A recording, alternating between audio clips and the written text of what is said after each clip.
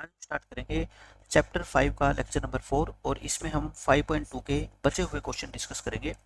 4 question मैं आपको last lecture तक करवा चुका हूँ। आज हम स्टार्ट करते हैं 5th क्वेश्चन। देखो बहुत आसान क्वेश्चन है और ये सारे के सारे क्वेश्चन मैं आपको सेकंड लेक्चर के अंदर करवा चुका हूँ, जहां मैंने आपको पूरा बेसिक समझाया है इस एक्सरसाइज का। Find the number of terms in each of the following APs. ये दो क्वेश्चन है, इनमें आपको बताना है नंबर ऑफ टर्म्स कितनी है, यानी कि ये अलग क्वेश्चन है, ये अलग क्वेश्चन है। पहले हम ये क्वेश्चन सोल्व करते हैं। मैंने आपको क्या बताया था, अगर आपको नंबर ऑफ टर्म्स निकालनी हो तो बच्चों आप इस लास्ट टर्म को क्या मान लिया करो, टीएन मान लो। इसको क्या मान लो, टीएन मान लो और एन की वैल्यू निकाल दो, बस नंबर ऑफ टर्म आ जाएगी। टीएन का फॉर्मूला क्या होता है, ए plus N minus one into T equal to 205 है। ए कितना है इस क्वेश्चन में 7, टी कितना है बताओ 6, 13 में से 7 माइनस करोगे 6। अब इसको सोल्व करने का एक ही तरीका है, मैंने आपको बताया बहुत आसान होता है। इसको पहले 7 को माइनस कर दो और फिर इस 6 से क्या कर दिया करो, डिवाइड कर दिया करो। 198 को 6 से डिवाइड करोगे तो कितना आएगा 33। एन कितना आएगा, फिर ये -1 उतरा के क्या हो जाएगा +1 हो जाएगा ना। तो एन बच्चों कितना आएगा 34। यानी कि मैं कह सकता हूँ कि इस एपी के अंदर कितनी टर्म है बच्चों, 34 टर्म है। So there are 34 terms in this AP. ये आपके इस क्वेश्चन का आंसर है। ऐसे ये वाला क्वेश्चन ये अपने आप आपको करना है, ये मैं लेक्चर नंबर 2 में करवा चुका हूँ। अगर आपने वो क्वेश्चन अपनी नोटबुक में नोट कर रखे हैं तो आप पीछे पेज पलट के देख लो, आपको ये क्वेश्चन मिल जाएगा। क्योंकि बार बार एक चीज़ करवाने का बच्चों कोई बेनिफिट होता नहीं है। ये क्वेश्चन भी मैं आपको करवा चुका हूँ कि क्या -150 इस एपी की टर्म होगी, तो ये टर्म नहीं होगी। क्यों? क्योंकि यहाँ पे जो लास्ट में एन निकल के आएगा, जैसे हम इसको टीएन मानेंगे ना, इसको टीएन मानेंगे, a plus N minus one into d करेंगे। ए की वैल्यू कितनी है बच्चों 11, फिर डी की वैल्यू कितनी है -3। तो यहाँ से जो आपका n निकल के आएगा ना, n वो नेचुरल नंबर नहीं होगा, which is not a natural number. अगर नेचुरल नंबर नहीं है इसका मतलब बच्चों -150 इस एपी की कोई टर्म नहीं हो सकती। मैंने आपको बताया था ये जरूरी नहीं है कि हर नंबर इस एपी के अंदर आना जरूरी है। जैसे आप खुद ही बता दो, क्या 10 इस एपी के अंदर कहीं आ रहा है? आपको सर कहीं नहीं आ रहा, क्योंकि 11 के बाद सीधा क्या आ गया, 8 आ गया, ना तो 9 आया ना ही 10 आया। तो इसी तरह से जरूरी नहीं है कि लिखते लिखते -150 आएगा, ऐसा नहीं है जरूरी। और पता कैसे लगेगा, इसको टीएन मान के, अगर एन की वैल्यू नेचुरल नंबर आ गई तो वो टर्म होगी, नहीं आई तो नहीं होगी, बस। 7th क्वेश्चन देखो, इसमें क्या कहता है, find the 31st term of an AP. बच्चों आप बस मेरे को ये बताओ, 31st टर्म यानी कि T31, इसका फॉर्मूला क्या होता है, A प्लस 30D। यानी कि अगर आपको A पता लग जाए और D पता लग जाए तो आप इस AP की कोई भी टर्म निकाल सकते हो। क्योंकि किसी भी टर्म का फॉर्मूला, जैसे मान लो आपको T58 निकालनी है, फॉर्मूला क्या होता है A प्लस 57D। अगर मैं आपको A और D बता दूं, आप यहाँ पे पुट कर दोगे, वैल्यू निकल जाएगी। यानी कि अपना मेन काम होता है एपी के अंदर ए की और डी की वैल्यू फाइंड आउट करना। आपको 31st टर्म निकालनी है, हुज 11th टर्म इज 38। यानी कि सॉल्यूशन में क्या लिखेंगे बच्चों, T11। जो 11th नंबर पे टर्म है ना, उसकी वैल्यू है बच्चों 38, और जो 16th नंबर पे टर्म है ना, उसकी वैल्यू है 73। तो मैं इन दोनों इक्वेशन को सोल्व करके ए और डी बहुत आराम से निकाल के दिखाता हूँ आपको। देखो 11th टर्म का मतलब क्या होता है, ए प्लस 10D, एक इक्वेशन आ गई। 16th का मतलब क्या होता है, ए प्लस 15D, इसकी वैल्यू कितनी है बच्चों 73। दोनों इक्वेशन को आपस में क्या कर दिया करो, माइनस, क्योंकि ए दोनों में है, ए दोनों से बच्चों कैंसिल होएगा। 10 में से 15 माइनस करोगे माइनस के 5, और 38 में से 73 माइनस करोगे माइनस के 35। माइनस से माइनस कटेगा, 5 को नीचे लेके आओगे, ए डी कितना आएगा बच्चों आपका 7, डी 7 आ जाएगा। डी की वैल्यू 7 किस इक्वेशन में पुट कर दो, चाहे 1 में चाहे फिर 2 में। 1 में करें, ए प्लस में 10D इक्वल टू 38 था, डी की वैल्यू कितनी है बच्चों 7, तो यहाँ से ये 70 आ गया, 70 उधर आके क्या होएगा, माइनस होएगा। 38 माइनस 70 यानी कि माइनस के 32। ए कितना आ गया आपका माइनस के 32, ए आ गया आपका माइनस के 32, ए भी आ गया और डी भी आ गया। बस मेरे को यही दो चीज़ें चाहिए होती है। अब मेरे से चाहे कुछ भी पूछ ले, मैं आसानी से निकाल दूंगा, ठीक है। आपको पूछिए T31, इसका फॉर्मूला होता है बच्चों ए प्लस 30D। ए कितना -32 प्लस 30 इंटू डी, डी कितना बच्चों 7। तो आप इसको कर लो सोल्व। ये कितना हो गया 210, तो यानी कि 210 में से 32 माइनस कर दो, 10 गए 22, 178। तो इसका आंसर कितना आ जाएगा बच्चों? 178 आ जाएगा। बहुत आसान क्वेश्चन है। ये हो गया अपना। अब देखो इस क्वेश्चन में, ये इंपॉर्टेंट क्वेश्चन है। इसमें कहता है an AP consists of 51 terms, यानी कि इसका मतलब है एक एपी 50 है, ये एक एपी 50 टर्म से मिलके बनी है। इसका मतलब इस एपी के अंदर कितनी टर्म है बच्चों? 50। मैं ये कहूँ एक क्लास कंसिस्ट्स ऑफ 50 स्टूडेंट, इसका मतलब है एक क्लास 50 स्टूडेंट से मिलकर बनी है, यानी कि उस क्लास में 50 बच्चे हैं। ऑफ विच, जिसकी थर्ड टर्म कितनी है बच्चों? 12। थर्ड टर्म का मतलब T3 कितनी है? 12 है। And the last term is 106। बच्चों आपको दे रखी है कंफ्यूज करने के लिए लास्ट टर्म। एक तो ये कहता है कि लास्ट टर्म, लेकिन लास्ट टर्म होगी कौन सी? 50th टर्म होगी ना। मैं कहता हूँ इस क्लास के अंदर मैंने बच्चे जो है ना ऐसे बिठा रखे, लाइन में, रो में बिठा रखे हैं। इस क्लास में टोटल 50 बच्चे हैं, और मैं कहता हूँ जो ये लास्ट बच्चा है ना, इसकी वैल्यू, ये बताओ कौन सी पोजीशन पे बैठा है? तो आप कहोगे सर इस क्लास में 50 बच्चे हैं, तो जो ये लास्ट वाला बच्चा है इसकी पोजीशन कौन सी होगी? 50th होगी। बस ऐसे ही आपको लास्ट टर्म दे रखी है। लास्ट टर्म का मतलब बच्चों ये कौन सी टर्म है? 50th टर्म है। क्यों? क्योंकि इस एपी के अंदर टर्म ही 50 है। तो बस दो इक्वेशन बना लूंगा मैं। यहाँ से इक्वेशन क्या आएगी बताओ? T3 का फॉर्मूला क्या होता है? A + 2D। और T50 का फॉर्मूला क्या होता है बता दो? A + 49D। D से कम कर दिया करो, ठीक है। 50 है ना, D कितना आएगा बच्चों? इससे एक छोटा। 3 है तो D कितना आएगा? 2। ये कितना है बच्चों? 106। और ये दो इक्वेशन जब भी आ जाएगी ना, मैं कहता हूँ A और D की वैल्यू आ जाएगी। माइनस कर दो, 2 प्लस का 2 माइनस के 49 तो माइनस के 47, प्लस के 12 माइनस के 106 यानी माइनस के 94, माइनस से माइनस कटेगा तो आपका डी पता है कितना आ जाएगा? 94/47। और ये 1 जा ये 2 जा होता है, तो डी कितना आ गया बच्चों? 2 आ गया। डी आ गया तो मैं ए भी निकाल सकता हूँ। ए कैसे निकलेगा बताओ? इसको पुट कर दो इन इक्वेशन नंबर 1, क्योंकि 1 इक्वेशन छोटी है, छोटी में पुट करो। 1 और 2, देखो ए प्लस में 2D इक्वल टू था 12। ए प्लस में 2 इंटू डी, ए कितना आ जाएगा यहाँ से? 12 - 4 यानी कि 8 आ गया। ए भी आ गया और डी भी आ गया। पूछा क्या है? Find the 29th term. अब आपसे पूछी है 29th टर्म, तो बताओ इसका फॉर्मूला क्या होता है? A + 28D होता है ना। A कितना? 8 + 28 इंटू डी, डी कितना? 2। 8 + 56, 56 में 8 ऐड कर देना, आंसर कितना आ जाएगा आपका? 64 आ जाएगा। हो गया क्वेश्चन खत्म। अब देखो 9th क्वेश्चन, ये सारे ऐसे ही क्वेश्चन है।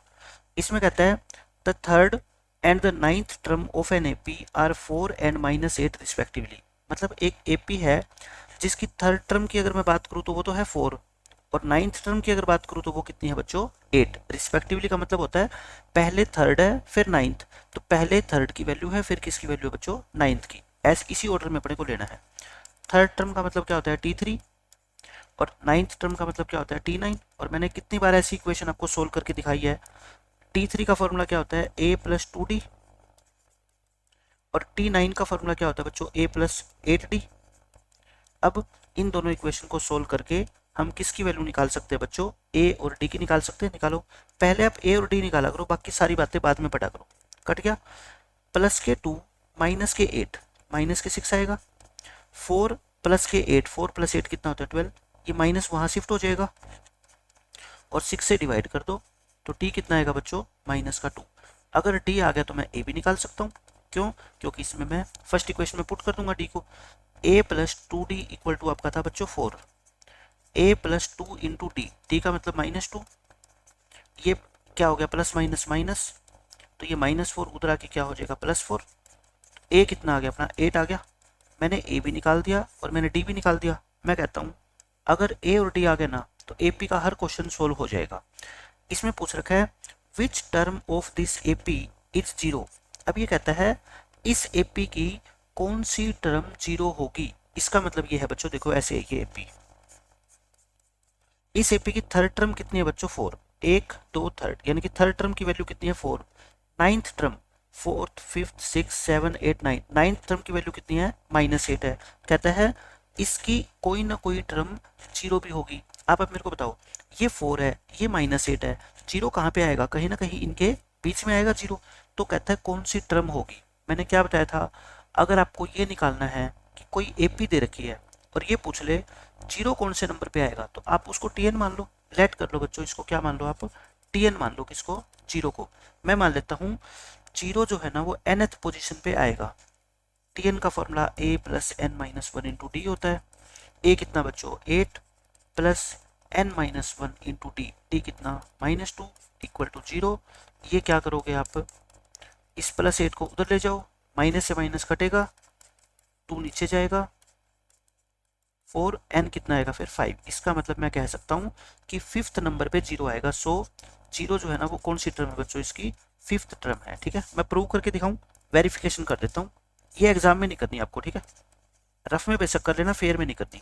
वेरिफिकेशन देखो, ए कितना है? 8 है, यानी कि फर्स्ट टर्म कितनी है? 8। डी -2 होने का बच्चों क्या मतलब होता है कि इसकी सारी की सारी टर्म आगे जैसे जैसे बढ़ेगी ना तो दो कम होती जाएगी, है ना। दो कम करो, फिर दो कम करो, फिर दो कम करो, फिर दो कम करो, फिर दो कम करो, फिर दो कम करो, फिर दो कम करो, है ना। ऐसे ऐसे जाएगी इस तरह से। अब देखना जीरो कौन से नंबर पे आ रही है? 1 2 3 4 5, यानी कि जीरो कौन सी टर्म है? इसकी फिफ्थ टर्म। और मैंने भी क्या बताया आपको, जीरो कौन सी टर्म है बच्चों? Fifth term. तो आपके दिमाग में पिक्चर क्लियर होनी चाहिए कि इस क्वेश्चन का मतलब क्या है, पूछा क्या गया आपसे। ठीक है, ये हो गया 9th क्वेश्चन आपका। 10th क्वेश्चन देखो, ये सारे के सारे क्वेश्चन बच्चों एग्जामिनेशन के लिए बहुत ही ज़्यादा इंपॉर्टेंट क्वेश्चन है और सभी क्वेश्चन का एक ही तरीका है। दो इक्वेशन बनेगी, दोनों से किसकी वैल्यू निकलेगी? ए और डी की। उसके बाद क्वेश्चन आसानी से सोल्व हो जाएगा।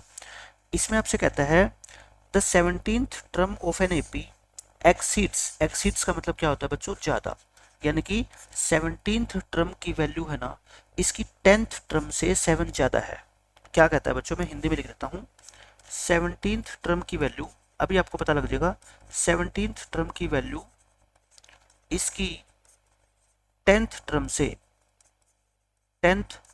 से 7 ज़्यादा है। तो कॉमन डिफरेंस बताओ। क्या पूछ रहा है? कॉमन डिफरेंस, यानी कि डी की वैल्यू पूछ रहा है बच्चों। देखो आप, एक तो इस क्वेश्चन में 17th टर्म का जिक्र है, एक 10th टर्म का जिक्र है। एक बच्चे ने पता है क्या किया? दोनों को इक्वल रख दिया। दोनों को क्या रख दिया बच्चों? इक्वल रख दिया। लेकिन आप एक बात बताओ, क्या ये दोनों टर्म इक्वल है? ये तो बिल्कुल भी इक्वल नहीं है, क्योंकि क्वेश्चन में स्पष्ट लिखा हुआ है कि 17th टर्म की वैल्यू ज़्यादा है। कितनी? 7। तो इनमें से बड़ा कौन? ये क्या है बच्चों? बड़ी। आपने एक नंबर बड़ा है मान लो 8, एक नंबर छोटा है मान लो ये, आपने दोनों को इक्वल रख दिया। इक्वल कब बनेगा? जब छोटे नंबर में आप 3 ऐड करोगे तभी तो इक्वल बनेगा ना। छोटा नंबर कौन सा है यहाँ पे? ये। कितना छोटा है इससे? 7। इसमें अगर मैं 7 लिख दूँ तो क्या ये दोनों इक्वल बन जाएंगे? बिल्कुल बन जाएंगे। T17 का फॉर्मूला a प्लस 16d, ये क्या होता है? a plus 9d। आप मेरे को बताना, दोनों तरफ क्या मैं a से a कैंसिल कर सकता हूँ? है ना, दोनों तरफ a है, कैंसिल कर दो। ये कितना आ गया? 16d। ये कितना आ गया? 9d plus 7। d की वैल्यू निकालनी है आपको। ये कितना आ गया? 7d। d कितना आ जाएगा बच्चों? 7/7 यानी कि 1। आपको कॉमन डिफरेंस निकालना था। कॉमन डिफरेंस कितना आ जाएगा? 1। आसान सा क्वेश्चन था। अब देखो 11th क्वेश्चन। ये सारे के सारे क्वेश्चन मैं आपको फिर बता रहा हूँ बच्चों, बहुत ज़्यादा इंपॉर्टेंट है। इसमें बोलता है which term of this AP, ये बच्चों एक एपी है, इसकी कौन सी टर्म। देखो कभी भी आपको ये पूछ लेना कि कौन सी टर्म, आपका आंसर होगा क्या? टीएन, यानी कि हम कहते हैं nth टर्म। मतलब कि हमें नहीं पता हो जब भी कुछ तो उसको nth टर्म मान लो जो एग्जामिनर ने आपसे पूछा है। कह दो कि nth टर्म ही वो टर्म है जो आपने पूछी है और लास्ट में n की वैल्यू निकाल के दिखा दो उसको। कहता है इस एपी की कौन सी टर्म 132 ज़्यादा होगी इसकी 54th टर्म से। इसका मतलब ये है, हिंदी में लिख लो, इस एपी की कौन सी टर्म, यानी कि कौन से नंबर पे आने वाली टर्म, भाई 80th नंबर पे, 81st, 82nd, ऐसे कौन सी टर्म इसकी 54th टर्म से 132 बड़ी होगी। ये मतलब है। बस क्वेश्चन का देखो मतलब समझ आ गया ना एपी में, तो क्वेश्चन को सोल्व करना बहुत ही आसान हो जाएगा। मैं ये कहता हूँ लेट कर लो t n is the required term. मैंने मान लिया कि जो एग्जामिनर ने मेरे से पूछा है ना वो कौन सी टर्म है बच्चों? टीएन है। ठीक है, क्या है बच्चों? वो टीएन है। मैं कहता हूँ, अब एक बच्चे ने कहा कि सर इसमें दो तरह की टर्म का जिक्र है, एक तो टीएन का और एक 54th टर्म का है ना। एक बच्चे ने दोनों को क्या रख दिया, इक्वल रख दिया गलती से। लेकिन बताओ क्या ये दोनों इक्वल है? इक्वल तो नहीं है। कौन बड़ी है इसमें से, क्या आप बता सकते हो? ये Tn बड़ी है। क्यों? क्वेश्चन में लिख रखा है ना, कौन सी टर्म इसकी 54th टर्म से 132 बड़ी है, और आप कह रहे हो वो टर्म Tn है। तो Tn क्या है बच्चों? बड़ी है। फिर वही बात आ गई, ये क्या है फिर? छोटी है। छोटी वैल्यू में ऐड करेंगे तभी तो दोनों इक्वल बनेंगे ना। कितनी बड़ी है? 132। बस इतनी बात मेरे को आपको समझानी थी। इसके बाद आपका क्वेश्चन हो गया अब आसान। देखो यहाँ पे Tn का फॉर्मूला क्या होता है? a plus N minus one into d होता है। T54 का फॉर्मूला क्या होता है? a प्लस में 53d होता है। अब कई बच्चे पता है क्या करेंगे, इसमें a की वैल्यू पुट करेंगे। जब मैं कहता हूँ दोनों तरफ से a और a कट जाएगा तो फिर आपको वैल्यू पुट करने की जरूरत ही नहीं है। क्यों हम वैल्यू पुट करें? सीधे d की वैल्यू पुट करो। d कितना बताओ? 15 माइनस 3 यानी कि 12। 53 इंटू 12 और प्लस में कितना है बच्चों? 132। इसको थोड़ा सोल्व करें। 12n 12n minus 12 equal to 53 की 12 से मल्टीप्लाई कर दो, 636 आ गई, और प्लस में 132 कर दो तो ये कितना आएगा आपका? 768 आ गया है ना। ये माइनस 12 उधर आके क्या हो जाएगा बच्चों? प्लस 12 हो जाएगा। कैलकुलेशन करनी है बस आपको, कितना आएगा ये? 780। आपका x या n कितना आएगा? 780 डिवाइड बाई 12। 12 6 जा और 12 5 जा, तो n कितना आ गया बच्चों? 65। सो आप कहोगे T65 is the required term. क्या हो जाएगी बच्चों? इज द रिक्वायर्ड टर्म, यानी कि जो एग्जामिनर ने हमारे से पूछी है ना, वो कौन सी टर्म है? T65 है। ठीक है, 65th नंबर पे जो टर्म है वो रिक्वायर्ड टर्म है। आपने Tn मान लिया। अब दो तरह की टर्म का जिक्र है, एक तो Tn का और एक 54th का। एक बच्चे ने दोनों को इक्वल रख दिया, लेकिन दूसरा बच्चा है कहता है सर ये इक्वल नहीं है, ये छोटी है। कितनी छोटी है ये? 132। इसमें 132 मैंने जोड़ दिया, अब दोनों क्या होगी? इक्वल। इक्वल होगी तो उसके बाद आप क्या कर लो? कैलकुलेशन करके सोल्व कर लो। ठीक है, आंसर आ जाएगा। हाँ, अगर ये कैलकुलेशन आपको मुश्किल लगती है तो मैं आपको एक तरीका और बताता हूँ। देखो, कैलकुलेशन तो ऐसे ही करनी है आपको। यहाँ के बाद अगर कोई बच्चा स्मार्ट वर्क करना चाहता है तो उसका तरीका भी मैं आपको बता देता हूँ। देखो, इसको इतना मल्टीप्लाई करने की आपको जरूरत ही नहीं है। अगर आपको ये दिखाई दे रहा है कि इसमें से और इसमें से 12 कॉमन आ रहा है, क्योंकि पता है क्या है ये 53 इंटू 12 और 132 क्या होता है? 12 इंटू 11 होता है ना। यहाँ से 12 कॉमन ले लो। अब ये 12 से 12 सीधा कट जाएगा, n माइनस वन कितना आएगा? इन दोनों का सम। यहाँ से n सीधा ही कितना आ जाएगा? 65। लेकिन अगर इतना दिमाग किसी बच्चे का नहीं चलता तो फिर सिंपल तरीका तो है ही, सिंपल तरीका आप कर लो। अब देखो क्वेश्चन नंबर 12, ये इंपॉर्टेंट क्वेश्चन है। इसमें मैं आपको एक कॉन्सेप्ट समझाता हूँ पहले, उसके बाद आप इस क्वेश्चन का आंसर पहले ही पता कर लोगे कि इसका आंसर क्या है। देखो, मैं ये कहता हूँ एक है फर्स्ट एपी, एक है सेकंड एपी, एक है बच्चों सेकंड एपी। मैं आपसे ये कहता हूँ, गिवन है आपको क्वेश्चन में, इन दोनों एपी का जो कॉमन डिफरेंस है ना वो क्या है बच्चों? सेम है। यानी कि इसका अगर कॉमन डिफरेंस 2 है तो इसका भी कॉमन डिफरेंस कितना है बच्चों? 2 है। Common difference of both the APs या both these APs is same. समझ गए मेरा कहने का मतलब? दोनों का कॉमन डिफरेंस सेम है। मैं कहता हूँ लेट कर लो, फर्स्ट एपी को 2 मान लो, फिर इसकी दो का डिफरेंस मान लो। ठीक है, दो का डिफरेंस मान लो, 2 4 6 8 10 12।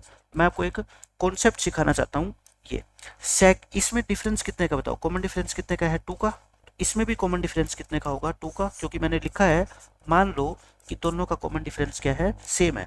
इसमें भी दो का कॉमन डिफरेंस होगा। अब मैं मान लेता हूँ कि ये पहली टर्म है ना, इससे 3 बड़ी है ना। कितनी बड़ी है बच्चों? 3 बड़ी है। कॉमन डिफरेंस दो का है तो अब दो बढ़ाते जाओ। 5 के बाद क्या आएगा फिर? 7, फिर दो बढ़ाते जाओ 9, फिर कितना आएगा? 11, फिर 13। क्योंकि कॉमन डिफरेंस तो दो का है। पहली टर्म कुछ भी हो, आगे आने वाली टर्म दो क्या होती जाएगी बच्चों? इंक्रीज होती जाएगी। आप बस मेरे को ये बता दो, इनकी फर्स्ट टर्म के बीच कितने का डिफरेंस है? इनके बीच आप कहोगे सर 3 का डिफरेंस है ना। यानी कि सेकंड एपी की जो फर्स्ट टर्म है ना, वो फर्स्ट वाली एपी की फर्स्ट टर्म से 3 ज्यादा है। यही तो है। यानी कि difference between their first terms, इन दोनों एपी की फर्स्ट टर्म्स में 3 का डिफरेंस है। क्या आप मेरे को बता सकते हो इनकी difference between there fifth term कितना होगा, इन दोनों एपी की पांचवी टर्म देख लो आप ऊपर, उनमें कितने का डिफरेंस है। आप कहोगे सर एक, फिर ये दो, फिर ये तीन, फिर ये चार और ये पाँच, इनमें डिफरेंस कितने का है, 13 माइनस 10 यानी कि 3। मैं आपसे पूछता हूँ difference between there seventh term कितने का है, आप मेरे को ये बता दो। आप कहोगे सर सेवंथ टर्म तक लिख लेते हैं, ये लो 14, फिर 16, फिर 18, फिर 20 ऐसे, और इसमें भी दो दो का गैप है, 17, फिर 19, फिर 21, फिर 23 ऐसे। अब बताना, पाँच तक तो गिने चुके, ये सिक्स्थ है, ये सेवंथ है, यानी कि 17 माइनस 14 कितना है, 3। अगर मैं आपसे पूछूं difference between there tenth term, इनकी टेंथ टर्म के बीच का डिफरेंस, ये एट्थ, ये नाइन्थ, ये टेंथ, आप कहोगे जी 23 माइनस 20 यानी कि 3। इससे एक पैटर्न समझो आप बच्चों, ये सारा डिफरेंस कितना है, देखो 3 का है ना। मेरे कहने का ये मतलब है, अगर दो एपी ऐसी है जिनका कॉमन डिफरेंस सेम है, जिनका कॉमन डिफरेंस बच्चों क्या है, सेम है, उनकी फर्स्ट टर्म के बीच में अगर डिफरेंस 3 है ना, तो सभी टर्म के बीच में डिफरेंस कितना होगा, 3 होगा। या फिर आपको पेपर में बता दे कि इनकी सेवंथ टर्म के बीच में 3 का डिफरेंस है, तब भी कोई बात नहीं। मैं कहता हूँ हर एक दो टर्म के बीच में डिफरेंस सेम होगा, चाहे सेवंथ का निकाल लो, चाहे फिफ्थ का निकाल लो, चाहे फोर्थ का निकाल लो। आप ऐसे समझो, आप दो भाइयों ए और बी, आप क्या हो बच्चों, दो भाइयों ए और बी, ये बड़ा है मान लो, ये छोटा है, ये इससे ना 3 साल बड़ा है। कितने साल बड़ा है बच्चों, 3 साल बड़ा है। मैं एक स्टेज की बात कर रहा हूँ, मान लो जब इस बच्चे ने अपना 12th बर्थडे बनाया, यानी कि 12 साल का था, तो ये कितने साल का होगा उस टाइम, 9 ईयर का होगा। यानी कि जीवन के इस मोड़ पे इन दोनों भाइयों की एज में 3 साल का अंतर है। तो बताओ आगे आने वाले किसी भी साल में आपसे अगर कोई पूछे इनकी एज में कितने का डिफरेंस होगा, 3 साल का ही होगा। अगर एक बार पता लग गया कि दो भाइयों में 3 साल का डिफरेंस है, तो क्या वो 100 साल के जब होंगे, एक 100 साल का होएगा तो दूसरा 103 साल का, तब भी तो डिफरेंस 3 साल का ही होएगा ना। क्योंकि जब मान लो आपका छोटा भाई पैदा हुआ जिस दिन, उस दिन आपका बर्थडे था, आप 3 साल के थे, यानी कि आप 3 साल बड़े बस यही हो सकते हो। क्योंकि आगे तो आप अगर एक दिन बड़े हो जाओगे तो आपका भाई भी तो एक दिन बड़ा हो जाएगा ना, आगे तो डिफरेंस पैदा ही नहीं हो सकता। डिफरेंस तो कब क्रिएट होगा, बस उसके पैदा होने तक ही आप बड़े हो सकते हो उससे। ऐसे ये अगर ये 3 बड़ी है, आगे बड़ा छोटा हो ही नहीं सकता। क्यों नहीं हो सकता, क्योंकि ये भी दो दो बढ़ रही है और ये भी दो दो बढ़ रही है ना। जितनी ये बढ़ेगी उतनी ही ये बढ़ेगी, तो मतलब कि यहाँ पे अगर 3 का डिफरेंस है तो हर एक बार डिफरेंस कितना होगा बच्चों, 3 का होगा। अब आप ये क्वेश्चन पढ़ लो, इस क्वेश्चन में देखो, अब आप खुद समझ जाओगे लैंग्वेज से क्या है। दो एपी है, उनका सेम कॉमन डिफरेंस है, उनकी 100th टर्म के बीच में the difference between their 100th term is 100, then what is the difference between their 1000 term. यानी कि दोनों एपी की 100वीं टर्म के बीच में 100 का डिफरेंस है, तो बताओ 1000वीं टर्म के बीच में कितने का डिफरेंस होगा। बच्चा गलती से इसका आंसर 1000 मार्क कर देगा, लेकिन नहीं, मैंने क्या बताया था, अगर आपको किन्हीं भी दो टर्म का डिफरेंस पता लग जाए ना, तो हर एक टर्म का डिफरेंस वही रहता है। तो इसका आंसर कितना आएगा आपका, 100 आएगा। ठीक है, वो कैसे करना है पेपर में, अगर ये क्वेश्चन 3 नंबर का आ जाए, अब वो सुन लो ध्यान से बात। इसको लिख लो फर्स्ट एपी और इसको लिख लो बच्चों सेकंड एपी। एपी तो दो है ना, दोनों का कॉमन डिफरेंस सेम है, लेकिन क्या ये भी बोल रखा है कि फर्स्ट टर्म भी सेम है, नहीं, फर्स्ट टर्म तो अलग होएगी तभी तो डिफरेंस होगा। इसकी फर्स्ट टर्म मान लो बच्चों, इसकी फर्स्ट टर्म को फर्स्ट टर्म और इसका कॉमन डिफरेंस, इसकी फर्स्ट टर्म और इसका बच्चों कॉमन डिफरेंस है ना।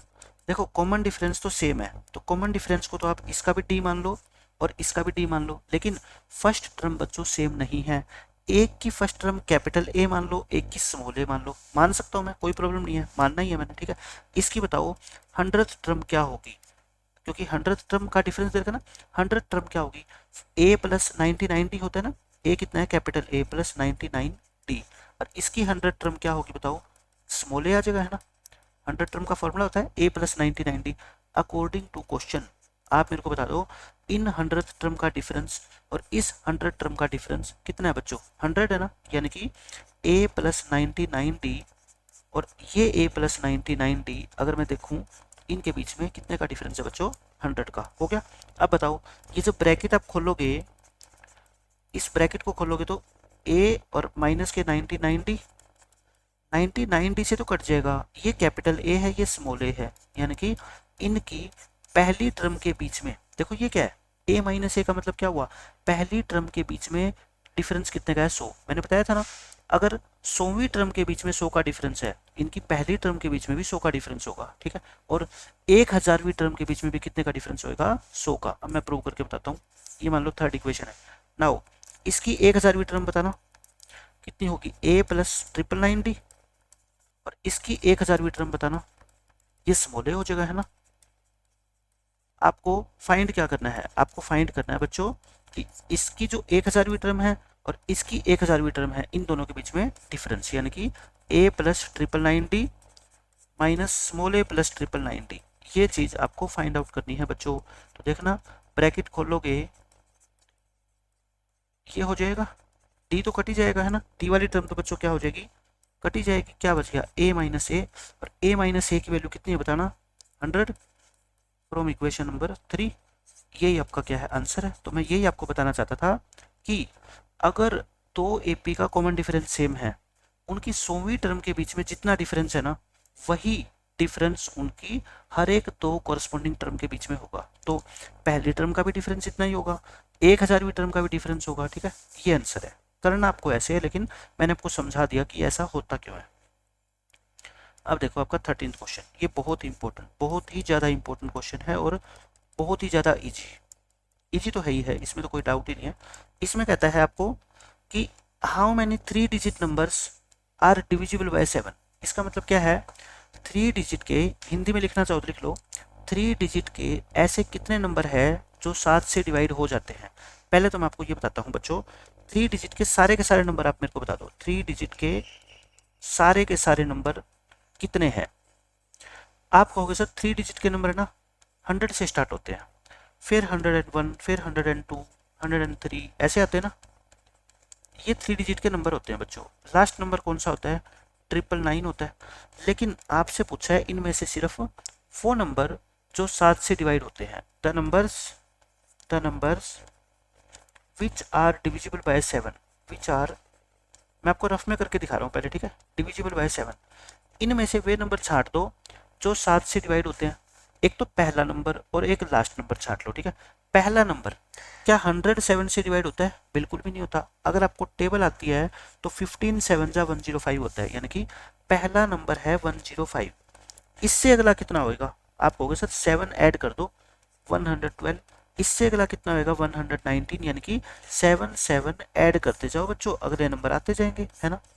7 7 क्या करते जाओ, ऐड करते जाओ। अब बात आती है किसकी, लास्ट नंबर की, कि लास्ट कितना होगा। अब बच्चा सोचेगा 999 ही लिख देता हूँ, लेकिन मैं कहता हूँ क्या पता 999 7 से डिवाइड होता ही ना हो, है ना। तो फिर कैसे लिख देंगे, हमें इस सीक्वेंस में सिर्फ वे नंबर लिखने जो 7 से डिवाइड होते हैं। करके देखें, 7 1 जा 7, 7 4 जा 28, 7 2 जा 14, यानी कि यहाँ से तो रिमाइंडर बच गया बच्चों, रिमाइंडर बच गया 5, तो यानी कि ये नंबर तो डिवाइड नहीं होता। रिमाइंडर का मतलब क्या होता है, एक्स्ट्रा, यानी कि ये नंबर है ना, अगर 5 छोटा होता तो 7 से डिवाइड हो जाता। तो मैं कहता हूँ 999 में से 5 माइनस कर दो, ये नंबर पक्का आपका 7 से डिवाइड होगा, ठीक है। रिमाइंडर 0 बचेगा। तो ये सीक्वेंस है और ये सीक्वेंस क्या होगी, एपी। अब आपसे ये पूछा है इसमें कितनी टर्म है, हाउ मैनी टर्म्स। तो बताओ, सेकंड लेक्चर में मैंने आपको यही तो बताया था कि कोई भी आपको एपी दे रखी हो जिसमें फर्स्ट टर्म भी पता है लास्ट टर्म भी पता है, तो क्या निकाल सकते हो, ये निकाल सकते हो कि इसमें कितनी टर्म है। कैसे, इसको क्या मानते थे बच्चे आप, टीएन मानते थे, और टीएन मान के क्या करते थे, एन की वैल्यू निकाल देते थे। तो बस अब ये क्वेश्चन खत्म।